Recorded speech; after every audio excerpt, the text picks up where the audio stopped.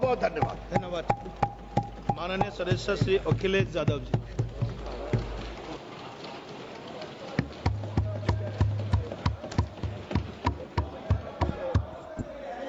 Please please. कोई बात नहीं, कोई बात नहीं। अरे नहीं, आदरणीय सभापति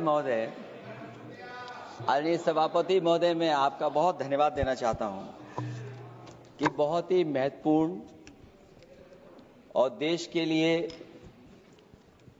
और बड़ी आबादी के लिए भारतीय जनता पार्टी की सरकार में एक और बिल आया है। क्योंकि मेरे से पूर्व में जो हमारे साथी बोले हैं वो माननीय सदस्य हमारे साथ नहीं, लेकिन मैं उनके बहुत सारी बातों से सहमत हूं। और अध्यक्ष महोदय, मैं देख रहा हूं जो एक्स कांग्रेस वाले हैं वो ज्यादा बोल रहे हैं।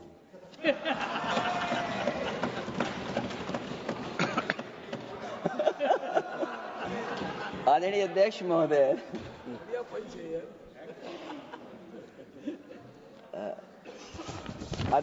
जो आज बिल पेश हुआ है, मैं हिंदी और अंग्रेजी को जो कुछ समझ सकता हूं वो यही मैं कह सकता हूं कि माननीय मंत्री जी ने ये कहा कि ये उम्मीद है। ये उम्मीद कैसे बना है, अंग्रेजी में भी मुझे समझ में नहीं आ रहा कि उम्मीद है ये, हिंदी में भी समझ में नहीं आ रहा कि ये उम्मीद है। यूनिफाइड वक्फ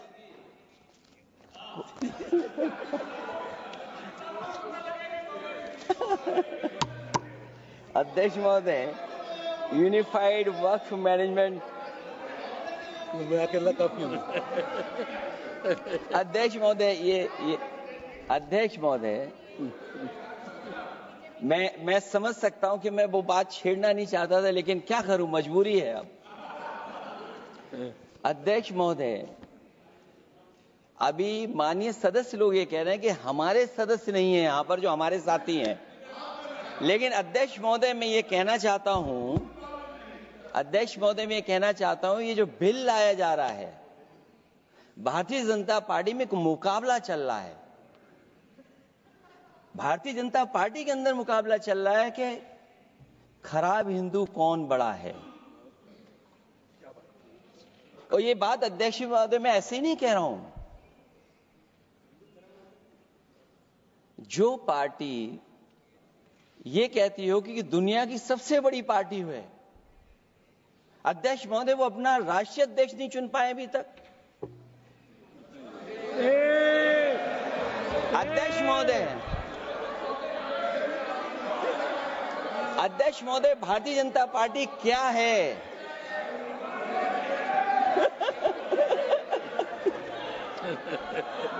जी, मैं अखिलेश जी ने बहुत हंसते हंसते कहा है, इसको हंसते हंसते जवाब देना। इस सामने जितनी पार्टियां हैं उनका राष्ट्रीय अध्यक्ष उन 5 लोगों को ही चुनना है परिवार के। हमें माननीय अध्यक्ष जी करोड़ों सदस्यों में से 12-13 करोड़ सदस्य प्रक्रिया कर चुनना है तो देर लगती है। आपके यहां जरा भी देर नहीं लगेगी। मैं कह देता हूं अभी 25 साल तक आप अध्यक्ष हो जाओ, नहीं बदल सकता। अध्यक्ष महोदय, क्योंकि जो बात निकल के आई है वो मैं फिर आगे बढ़ा दूं। अध्यक्ष महोदय, जो बात सोशल मीडिया या और जगह गुपचुप हो रही है, कहीं ऐसा तो नहीं था कि अभी कुछ दिन पहले यात्रा जो हुई है वो कहीं 75 वर्ष की एक्सटेंशन वाली यात्रा तो नहीं थी। अध्यक्ष महोदय, ये जो इस बार जो वक्फ बिल आया है, नाकामी का पर्दा इस बार है वक्फ बिल। और नाकामी को एक आध नहीं है, मैं कई नाकामियां बता सकता हूं। अभी मैं माननीय सदस्यों को सुन रहा था, वो पुराने कई बिल उनके बारे में चर्चा कर रहे थे कि कितने प्रोग्रेसिव बिल लेकर के आए हैं। मुझे याद है मैं उत्तर प्रदेश में उस समय था और मुझे लगा कि शायद इनकी वो बात ठीक होगी। एक ये बहुत तैयारी के साथ फैसला लेकर के आए थे और फैसला ये लिया था आधी रात के आज के बाद नोट नहीं चलेंगे, नोट बंद हो जाएंगे। अध्यक्ष महोदय, उस नोटबंदी नाकामी के बारे में भी तो चर्चा हो जाए कि अभी भी न जाने कितनी जगह पर कितना रुपया निकला जा रहा है, कितना निकल करके आ रहा है। केवल नाकामी नोटबंदी की नहीं, नाकामी बेरोजगारी की भी है, नाकामी महंगाई की भी है, नाकामी किसान की आय दोगुनी नहीं कर पाए वो भी इनकी नाकामी है। मुझे याद है एक माननीय मंत्री जी पूरे देश की नदियों के बारे में बीओडी बता रहे थे, लेकिन माननीय मंत्री जी ये भूल गए कि उनके शहर में, उनके क्षेत्र की जो नदी है उसकी बीओडी क्या है। गंगा क्या साफ हो गई, यमुना क्या साफ हो गई, स्मार्ट सिटी क्या बन गई, क्या गोद लिए हुए गांव इन्होंने गोद से उतार दिए, उनकी क्या दुर्दशा है। इसलिए मैं कहना चाहता हूं, ये नाकामी का पर्दा इस बार वक्फ बिल बना है और सबसे बड़ी बात तो यह है कि जिसके लिए फैसला होना है उसकी बात को अहमियत न देना भी नाइंसाफी है। अध्यक्ष महोदय, नाकामी केवल यहां तक नहीं है और भारतीय जनता पार्टी क्या है, मैं केवल एक पुरानी घटना याद करता हूं। एक बार फैजाबाद अयोध्या में एक कार्यक्रम था, उसमें बड़ी तैयारी की गई थी और तैयारी के साथ कलाकार मुंबई से बुलाए गए थे। हो सकता है वो सहमति दिल्ली से ना रही हो, केवल लखनऊ की सहमति से हो रहा हो कार्यक्रम। और जब कार्यक्रम की पूरी तैयारी हो गई, भगवान श्री राम बनकर के कोई आ गया, लक्ष्मण बनकर के कोई आ गया, मां सीता भी बनकर के कोई आ गया, हनुमान जी और भगवान हनुमान भी बनकर के कोई आ गया। लेकिन जब लखनऊ से वो हेलीकॉप्टर उड़ा और अयोध्या पहुंचा तो सब लोग थे, लेकिन उसमें हनुमान नहीं थे। अध्यक्ष महोदय, मैं भारतीय जनता पार्टी के लोगों से कहूंगा कि जानकारी करिए कि आखिरकार भगवान श्री राम थे, लक्ष्मण थे, सीता थी, लेकिन हनुमान क्यों नहीं थे? हनुमान इसलिए नहीं थे, शायद उनकी जात या धर्म कुछ और था। अध्यक्ष महोदय, ये देश मिली जुली संस्कृति से चला है, कुछ हमने सीखा, कुछ उन्होंने सिखाया। और जो लोग ये कहते हैं कि हम सबको बराबरी का हक देते हैं, अभी कुछ दिन पहले ईद निकली है। अध्यक्ष महोदय, वो परंपरा रही है, न केवल मैं जाता हूं बल्कि कोई दल का नेता ऐसा नहीं न जाता हो उस कार्यक्रम में शामिल होने। भारतीय जनता पार्टी के जो मुख्यमंत्री, उप मुख्यमंत्री, वो भी जाते हैं, उप मुख्यमंत्री, सभी धर्मों के नेता आते हैं। लेकिन पता नहीं इस बार क्या साजिश थी, षड्यंत्र था कि वहां पर कुछ पाबंदी लगी हुई थी। अगर किसी कारण पाबंदी लगी हुई थी तो बात समझ में आती है, लेकिन जब जानकारी हुई है, किसी को नहीं पता था कि पाबंदी क्यों लगी है कि आप नहीं जा सकते वहां पर कार्यक्रम में शामिल होने। क्या यही भारत है, यही संविधान हमें रास्ता दिखाता है? अध्यक्ष महोदय, मंत्री जी बताएं हमें, वो खुद भी माइनॉरिटी हैं, भगवान बुद्ध के रास्ते पे चलते हैं। भगवान बुद्ध का रास्ता दूसरा है। हम आपको अपना मानते हैं तब भी जब आप हमारे बहुत सारे ग्रंथों को नहीं मानते, तब भी हम आपको अपना मानते हैं। आप हमारे पुराणों को नहीं मानते हैं, आप हमारे उपनिषदों को नहीं मानते हैं। लेकिन सोचिए, हम हिंदू वो लोग हैं जो आपको स्वीकार करते हैं और गले लगा करके चलते हैं। अब मैं दूसरे धर्म पे नहीं जाऊंगा, कोई नाराज हो सकता है। मैं दूसरे धर्म के बारे में नहीं जा सकता, मैं केवल यही बताता हूं। और मैं उत्तर प्रदेश में, अध्यक्ष जी, जहां से आता हूं, मैं अपमान नहीं कर रहा हूं, मैं सच बोल रहा हूं। और ये बिहार के चुनाव में जो आप कह रहे हैं कि महिलाओं को 2 मेंबर बना दिया, इस बार मैं भी देखूंगा आगे भारतीय जनता पार्टी कितनी महिला लोगों को टिकट देंगे वहां पर।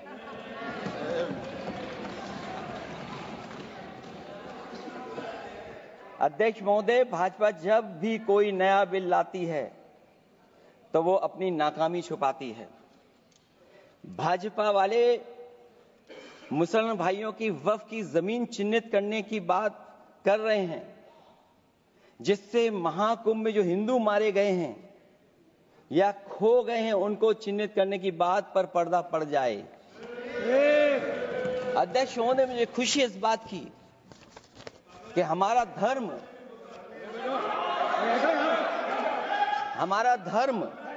अध्यक्ष महोदय नहीं कुछ कहना चाहते हैं नहीं प्लीज, तुमको अलाउ नहीं किया। अध्यक्ष महोदय,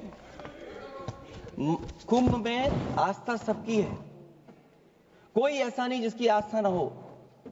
और कुंभ कोई पहली बार नहीं हो रहा था। ये भारतीय जनता पार्टी के लोगों ने ऐसा प्रचार किया कि 144 वर्षों के बाद पहली बार महाकुंभ होने जा रहा है और लोग निकल पड़े। सरकार ने कहा कि हमारी तैयारी 100 करोड़ की है। आप कहते टेक्नोलॉजी का हम इस्तेमाल करेंगे, जमीनों को हम मैपिंग कर करके डेटा एंड रिकॉर्ड ठीक करेंगे।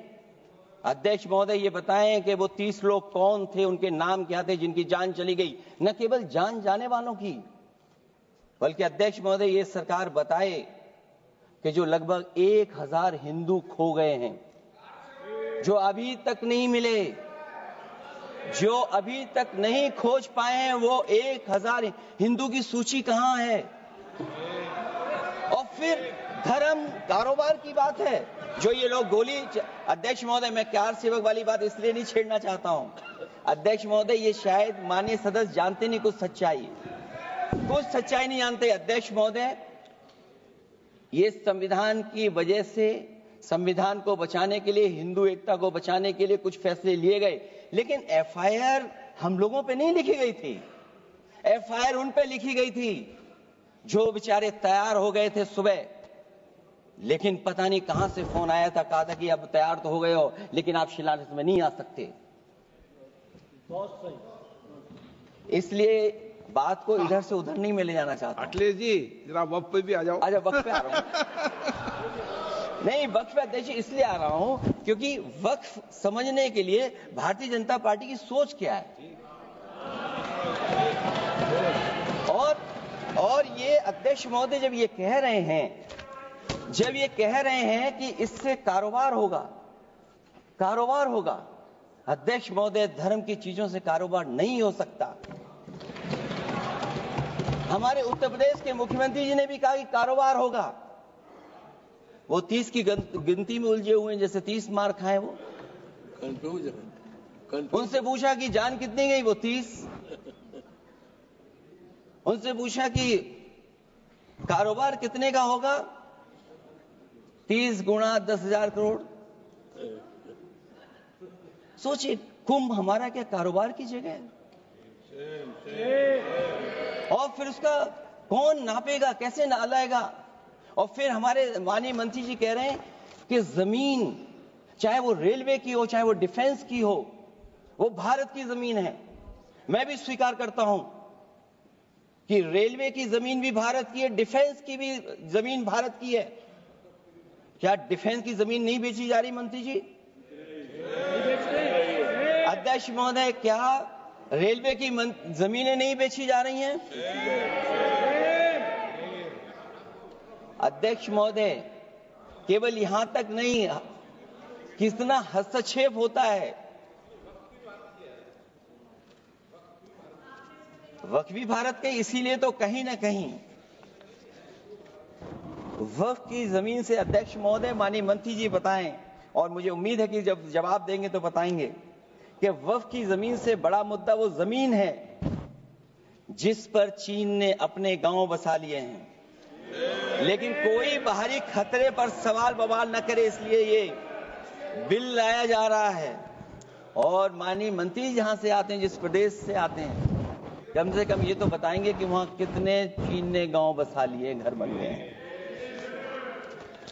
अध्यक्ष महोदय, आपके माध्यम से सरकार गारंटी दे कि वक्फ की जमीन कभी भी किसी भी पैतरेबाजी से किसी और मकसद के लिए किसी और को नहीं दी जाएगी।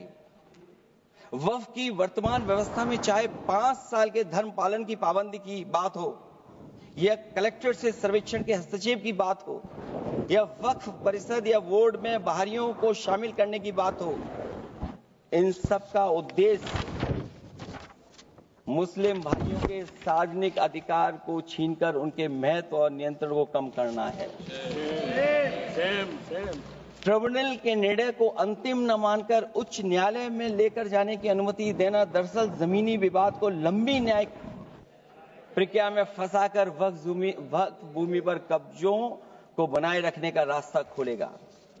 सबसे बड़ी बात यह कि वक्फ बिल के पीछे की न तो नीति सही है, न नियत।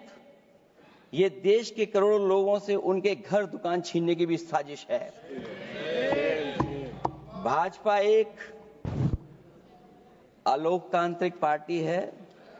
वो असहमति को अपनी शक्ति मानती है। जब देश के अधिकांश राजनीतिक दल वक्फ बिल के खिलाफ हैं, तो उसे लाने की जरूरत क्या है जो जिद क्यों कर रहे हैं सरकार? वक्फ बिल का लाना भाजपा की सियासी हट है। वक्फ बिल भाजपा की सांप्रदायिक राजनीति का नया रूप है। वो तो आपको काटेगा, और इसलिए काटेगा कि अध्यक्ष महोदय बाहर ये लिखते हैं सत्यमेव जयते, बाहर है लिखते सत्यमेव जयते, भाजपाई अंदर असत्य बात कहते। भाजपा वक्फ बिल लाकर अपने उन समर्थकों का तुष्टीकरण करना चाहती है जो भाजपा की आर्थिक नीति, महंगाई, बेरोजगारी, बेकारी और चौपट अर्थव्यवस्था से उसे छटक गए हैं। क्योंकि अध्यक्ष महोदय, जब से वोट में गिरावट आई है, और खासकर उत्तर प्रदेश में भी, तब से भारतीय जनता पार्टी की कोशिश है कि अपना वोट कैसे संभाला जाए। ये वोट को संभालने के लिए बिल लाया गया है। भाजपा का लक्ष्य वक्फ की जमीनों पर है। इन जमीनों का नियंत्रण अपने हाथ में लेकर इन जमीनों को पिछले दरवाजे से अपने लोगों के हाथों में दे देना चाहती है। भाजपा चाहती है कि वक्फ बिल लाने से मुस्लिम समुदाय को लगे कि उन पर हक को मारा जा रहा है, वो उद्वेलित हों और भाजपा को ध्रुवीकरण की राजनीति करने का मौका मिल सके। क्योंकि अध्यक्ष महोदय, भाजपा का लक्ष्य यह है कि ध्रुवीकरण हो, क्योंकि वो जानते हैं कि ध्रुवीकरण जितना होगा उससे वो लाभ उठाने में आगे रहेंगे। तो ये वक्फ बिल जो लाया जा रहा है, वो अपनी वोट बैंक को संभालने के लिए और समाज को बांट करके ध्रुवीकरण करके राजनीतिक लाभ लेने के लिए लाया जा रहा है। और अगर इसके लिए नहीं लाया होता तो पहले से जो जितने फैसले लिए सरकार ने, क्या उससे देश और प्रदेश में कोई बड़ा बदलाव आ गया है? अगर स्मार्ट सिटी का बात करें तो कितनी स्मार्ट सिटी बन गई है आपकी? आपके नोटबंदी की वजह से न जाने कितना रुपया कहां निकल रहा है। और डर तो ये लगता है कहीं भाजपा वाले दूसरों के पैसा रख करके न पकड़वा दें। वक्फ बिल के आने से पूरी दुनिया में एक गलत संदेश भी जाएगा। इससे देश की सेकुलर इमेज को बहुत धक्का लगेगा। वक्फ बिल भाजपा की नफरत की राजनीति का एक और अध्याय है। मैं अंत में कहना चाहता हूं कि अभी तो आपने साथी संभाल लिए हैं, एक साथी तो मुझे दिखाई नहीं दे रहा है। और हमारे जिनका हमने सम्मान किया, हमें कहां ले गए आप? और हमें यहां छोड़ गए आप, हमें छोड़ गए। हमें देखिए सभापति महोदय, देखिए राजनीति क्या है। हमने आपका हाथ पकड़ा और हम यहां आ गए, और आप हमारा हाथ छुड़ा करके वहां चले गए। इसलिए देखिएगा कब हमारा इनका हाथ मिल जाए। और मैं अध्यक्ष सभापति महोदय ये कहना चाहता हूं कि वक्फ बिल भाजपा के लिए वाटरलू साबित होगा, क्योंकि ऊपर से तो हाँ हाँ कह रहे हैं, लेकिन अंदर ही अंदर बहुत सारे साथी सहमत नहीं है। मैं अंत में इतना ही कहना चाहता हूं कि ये वक्फ बिल जो लेकर के आए, कोई उम्मीद लेकर के नहीं आ रहा है। ये सोची समझी रणनीति का हिस्सा है, क्योंकि इनका जो बोर्ड बिखर गया है, ये मुस्लिम में भी बंटवारा चाहते हैं। मुस्लिम इस्लाम धर्म में कहीं बंटवारा नजर नहीं आता है, लेकिन इनकी कोशिश है कि इस बिल के माध्यम से हम मुस्लिम भाईचारा में भी बंटवारा कर दें। बंटवारा तो पीडीए करेगा। अभी देखिएगा। सभापति महोदया, हमारे एक सदस्य कह रहे थे कि चुनाव बहुत अच्छा होता है। इनसे बेहतर किसने चुनाव देखा होगा? चलिए धन्यवाद। वोट ही नहीं डालने दिया। चलिए सभापति महोदया, मैं धन्यवाद देता हूं। मैं और अपने दल और साथियों के साथ कहता हूं कि समाजवादी पार्टी बिल का विरोध करती है। वोट पड़ेगा तो हम इसके खिलाफ वोट डालने जा रहे हैं। माननीय सदस्य श्री